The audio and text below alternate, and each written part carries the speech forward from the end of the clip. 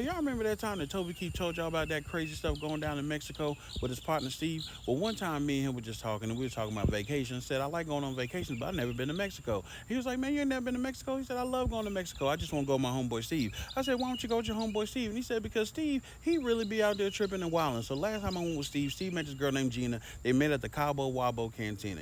He's like, an insurance salesman. She's like a first grade teacher. So apparently they hit it off. They was in there taking it back.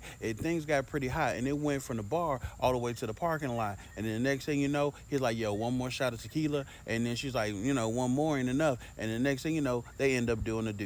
And I was like, "Oh, so I mean that don't sound bad." But he's like, "Wait, there's more."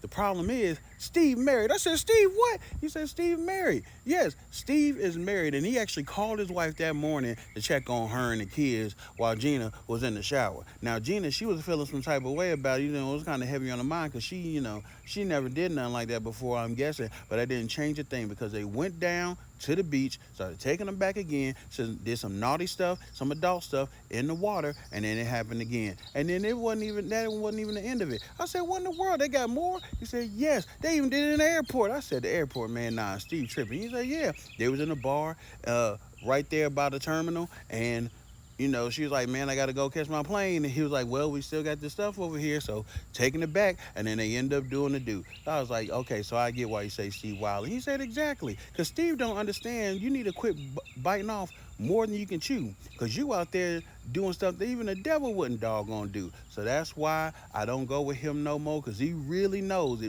if we go to Steve, if it's Steve, and I'm like, "We gonna go," then whatever happens in Mexico stays in Mexico. I was like, "I feel you. I wouldn't go with Steve neither."